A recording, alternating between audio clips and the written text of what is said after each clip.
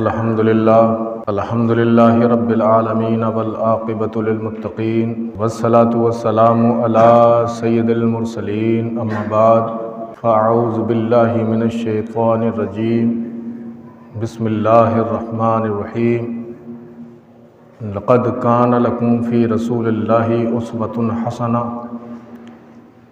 صدق اللہ العظیم وبلغنا علی رسولہ النبی الامین المعین المتین المبین الکریم وَنَحْنُ عَلَىٰ ذَلِكَ لَمِنَ الشَّاهِدِينَ وَالشَّاكِرِينَ وَالْحَمْدُ لِلَّهِ رَبِّ الْعَالَمِينَ۔ برادران اسلام، آج کی تاریخ میں عالم اسلام کی، پرچم اسلام کی، عاشقان اسلام کی بہت زیادہ خستہ حالات ہیں۔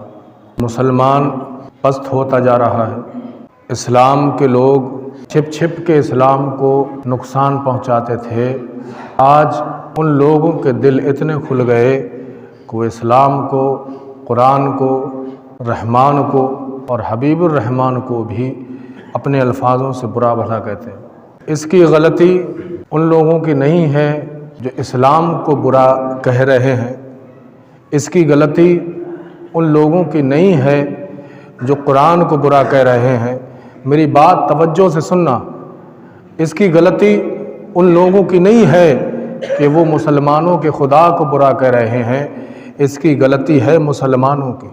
وہ یہ سوچتے ہیں ہم لوگوں کو دیکھ کر ارے قرآن پر عمل کرنے والا ایسا ہے تو پھر اسلام بہت داغدار مذہب ہے۔ مسلمان ہو کے شرابیوں میں بیٹھ رہا ہے، شراب پی رہا ہے۔ وہ سوچتے ہیں کہ اگر محمد عربی صلی اللہ علیہ وسلم کو ماننے والا ایسا ہے کہ وہ غریبوں کا حق مارتا ہو تو معاذ اللہ رب العالمین محمد عربی صلی اللہ تعالی علیہ وسلم پر انگلیاں وہ اسی لیے اٹھاتے ہیں اگر جن نے نبی آخر الزمان کا دیدار کیا ہے وہ سمجھ گئے تھے نبی کی ذات کیا ہے۔ جنہوں نے نبی آخر الزمان کو نہیں دیکھا تھا اس کے بعد وہ ایمان لائے تو انہوں نے عبد القادر جیلانی کو دیکھا تھا، انہوں نے خواجہ معین الدین چشتی کو دیکھا تھا، انہوں نے علاء الدین صابری کلیری کو دیکھا تھا۔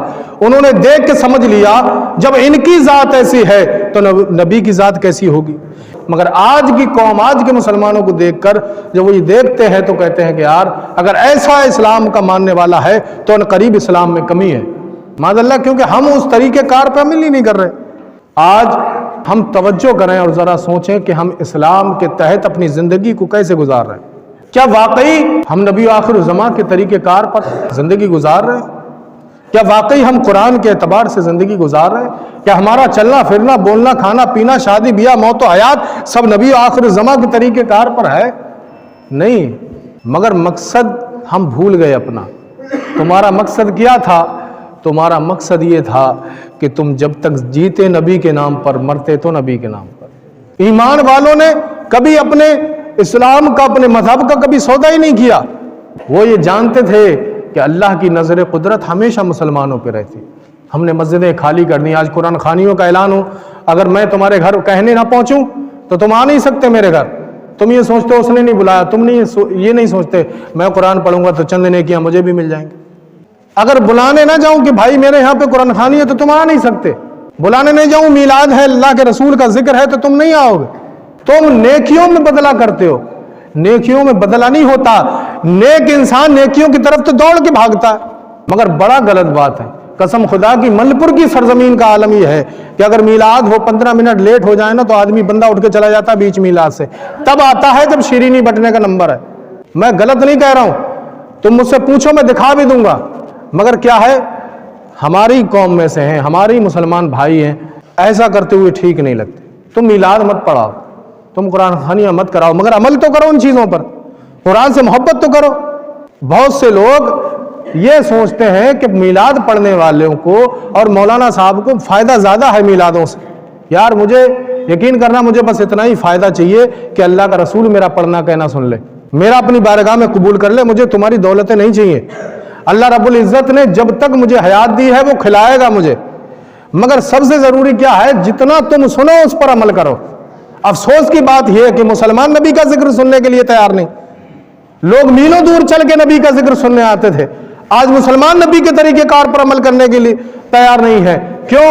آج کہتے ہو کہ ہم پست ہیں، کمزور ہیں، آج ہمارا کوئی ہے نہیں۔ نبی آخر زمان کے فرمان کے اعتبار سے زندگی گزارتے تو مالک بھی تم ہی بنتے, شہنشاہ بھی تم ہی ہوتے, عہدیدار بھی تم ہی ہوتے, اور تمام چیزیں اللہ نے تمہارے اختیار میں دی ہیں.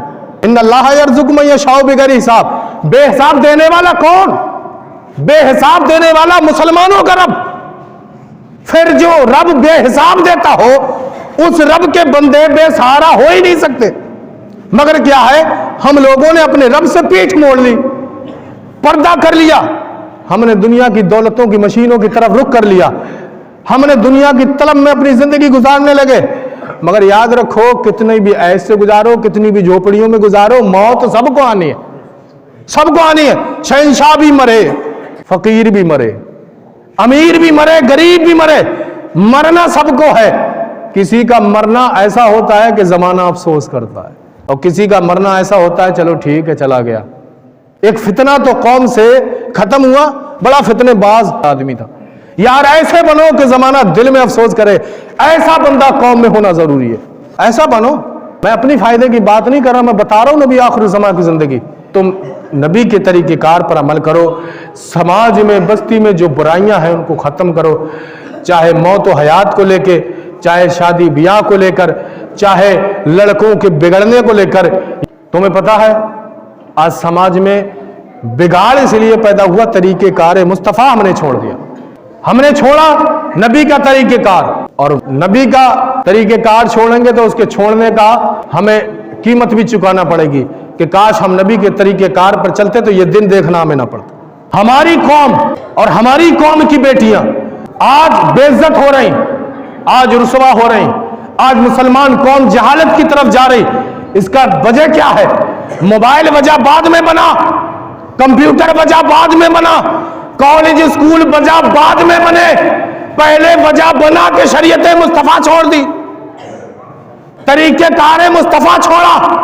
ارے تم دنیا کے کسی محکمے میں رہو, ارے تم ایسے لوگ ہو جو اپنی زندگی پردیسوں میں کاٹنے والے ہو, تم نے شرابیوں کے ساتھ بھی راتیں گزاری ہوں گی, تم جواریوں کے ساتھ بھی رہے ہوگے, تم نشیڑیوں کے ساتھ بھی رہے ہوگے, مگر قسم خدا کی ایسے بھی لوگ ہیں کہ جو شرابیوں کے ساتھ تو رہے مگر شراب نہ پی, جواریوں کے ساتھ تو رہے جوا نہ کھیلے, نشیڑیوں کے ساتھ تو رہے نشہ نہیں کیا.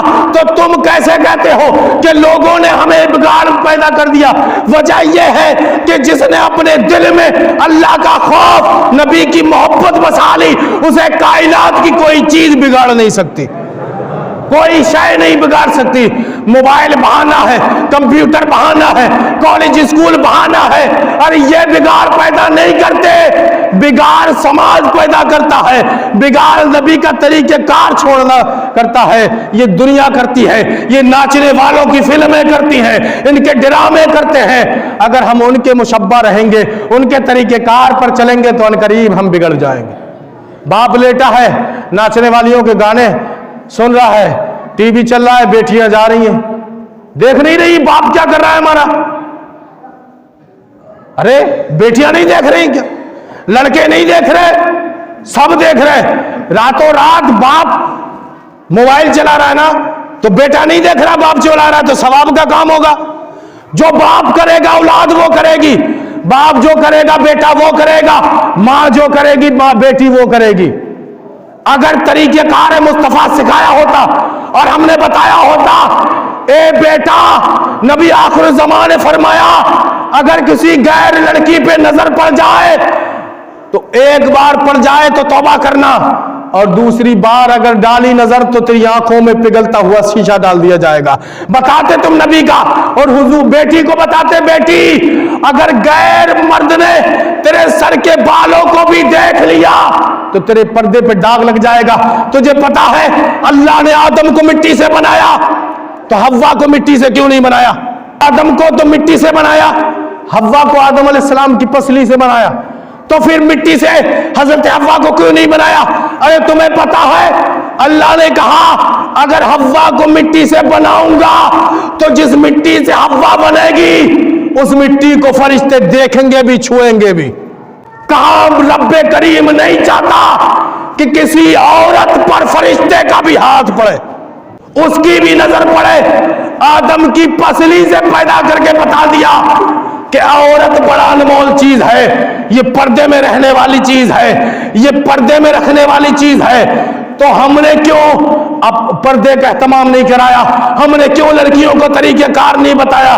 قسم خدا کی آج سماج میں الٹا ہو گیا، کسی کی بچیاں اگر محفل میں کھانا کھانے نہیں آئے تو پڑوس کی بیگم کہتی ہے یار دیکھو تو کتنی پردے والی ہو گئی، کھانا کھانے نہیں آ رہی۔ ارے شرم کرو، ان عورتوں کو بھی بتانا یہ بات کہ جس کی بیٹیاں اگر شادی بیاہ میں محفلوں میں کھانا نہیں چاہتی تو صاحب کھانا کو چاہیے ان بچیوں کا کھانے کا انتظام وہی کیا جائے۔ ارے تم یہ کیسے کہہ رہے ہو کہ یار دیکھو یہ کتنی پردے والی ہے؟ ارے شکر کرو ہمارے سماج میں ایسی بچیاں آج بھی ہیں، اور اپنی بچیوں کو بھی بتاؤ ایسے طریقے کار پر ہو، ہزاروں لنگر لٹ جائیں تم غیر مرد کے سامنے نہیں آنا، غیر مرد سے مخاطب نہیں ہونا، غیر مرد سے بات نہیں کرنا، یہ تمہاری عزت کی بات نہیں۔ اے سماج کی قوم کی بیٹیوں، تم اپنے کرم سے، اپنی کریا سے، اپنے کاموں سے اکیلی جہنم میں نہیں جاؤ گی بلکہ چار لوگوں کو جہنم میں لے جاؤ گی۔ اس لیے تمہیں چار کو بچانا ہے تو پہلے خود کو بچنا پڑے گا میرے عزیزوں۔ اس لیے سماج میں اگر انقلاب پیدا کرنا ہے تو سب سے پہلے نبی کے طریقہ کار پر چلنا پڑے گا۔ سمجھاؤ تو باپ سمجھتا ہے یار بچے سے کہوں گا میں خود نماز نہیں پڑھتا، بچے سے کہوں گا تو ہو سکتا ہے اس کا اثر نہیں ہو۔ نہیں، باپ کیسا بھی ہو اولاد سے ہر حساب میں کہہ سکتا ہے، اولاد کو ہر طریقہ بتا سکتا ہے۔ اس لیے میرے عزیزوں سارے لوگ اپنے بچوں سے کہو، کون بتاؤ میں ایسے ایسے عالم، ایسے ایسے مولوی دکھا دوں گا جو فیس ٹو فیس انگلش میں بات کرتے ہیں، مسلمان ایسی ایسی پوسٹوں پر ہے۔ مولانا عبدالکلام آزاد کو بھول گئے؟ بہت بڑا سائنسدان بنا، وہ مسلمان نہیں تھے۔ نماز پڑھنے والا، طریقے مصطفیٰ پر چلنے والا، تم کہتے ہو یار نماز میں لگ جائے گا۔ نہیں، ایسے بھی لوگ کامیاب ہوتے ہیں۔ تم اپنی اولاد کو انجینئر بناؤ، سائنٹسٹ بناؤ، ڈاکٹر بناؤ، مگر یہ بھی بتاؤ بیٹا جو کچھ بن رہا ہے نا تم محمد کے صدقے میں بن رہا ہے۔ ان کا دامن نہیں چھوڑنا، ان کے طریقہ کار پر رہنا۔ ہزاروں دولتیں تیرے سامنے ہو، شریعت نے جسے حرام کہہ دیا نا تو اس کی طرف نہیں جانا۔ یہ درس دو اپنی اولاد کو۔ اگر دولت ہی سب کچھ ہوتا نا تو امام حسین کربلا میں شہید نہیں ہوتے، حکومت بھی مل رہی تھی، تاج شہنشاہی بھی مل رہی تھی، مگر نے کہا اسلام سب سے زیادہ قیمتی چیز۔ اپنی اولاد کو بتاؤ، اور انشاءاللہ سماج میں ہونے والی خرافاتیں، سماج میں ہونے والے بگاڑ، سماج میں ہونے والی خرافاتیں، اور جو ہمارے مسلمانوں میں شادی بیاہ کو لے کر یا موت و حیات کو لے کر جو فضول باتیں ہیں، ان کے تحت آپ حضرات سے گزارش ہے ہماری بستی میں، ہماری قوم میں، ہمارے مسلمانوں میں جو خرابیاں ہیں انہیں دور کرنے کا ساتھ دیں اور عہد کریں انشاءاللہ جیسے مصطفیٰ کا حکم ہے انہی کے طریقہ کار پر زندگی گزاریں گے، اور انشاءاللہ یہ بستی میں جو بگاڑ پیدا ہے اسی کے تحت کچھ آپ لوگوں کو سمجھایا جائے، بتایا جائے، اور اسی پر عمل کر کے آپ اپنے گھر، اپنے سماج، اپنے رشتہ دار میں سدھار پیدا کریں۔ یہ ہم تمام کی ذمہ داری ہے کہ بستی میں ہونے والے جو بگاڑ ہے، جو خرافات ہے، ان کو جڑ سے ختم کیا جائے۔ آپ تمامی لوگوں کا تعاون اور ساتھ کی ضرورت ہے۔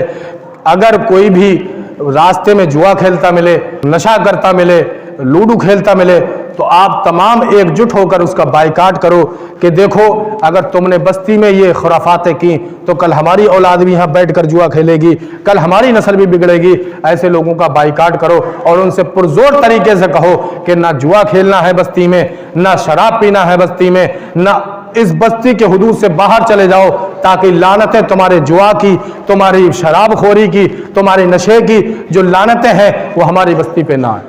تم اگر یہ قدم نہیں اٹھاؤ گے تو عنقریب 2 پیڑھیوں کے بعد یا 1 پیڑھی کے بعد ہماری ساری قوم نشے کی عادی بنے گی، شراب کی عادی بنے گی، سماج میں بگاڑ اتنا ہو جائے گا کہ اللہ کے فضل سے آج تو مسجد میں چہل پہل ہے، ایک وقت ایسا آئے گا کہ نمازی جمعے کے دن بھی اکٹھا نہیں کر ملے گا۔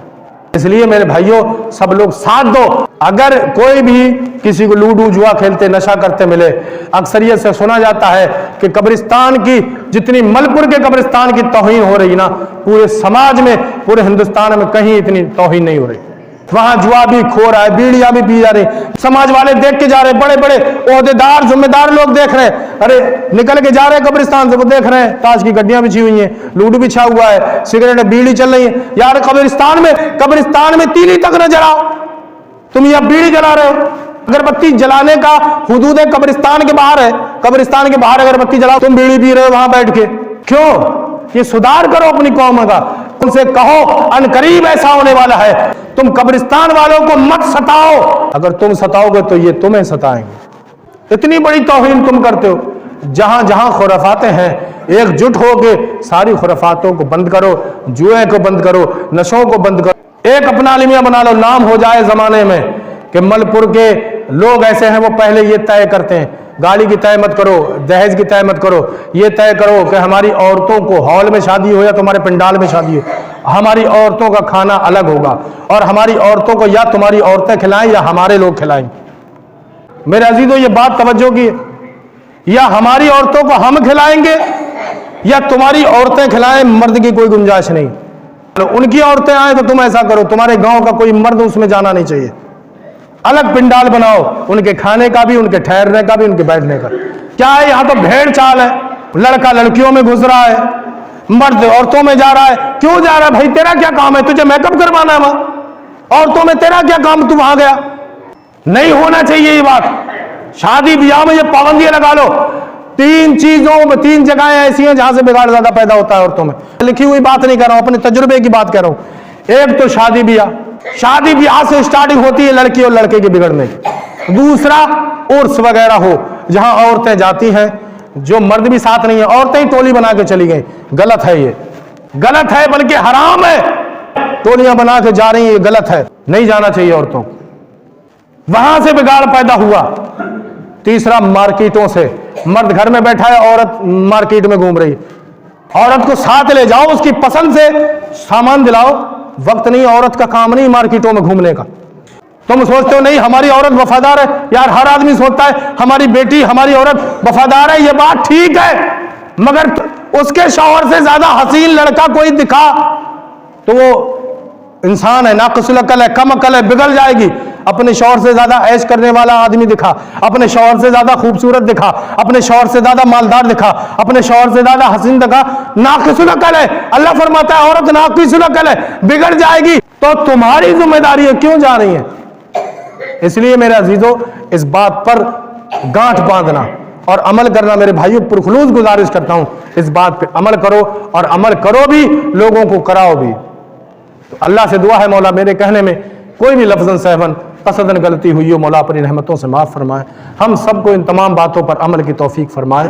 वमा अलैना अल बलाग। बुलंद आवाज़ से पढ़िए ला इलाहा इल्लल्लाह मुहम्मद रसूलुल्लाह।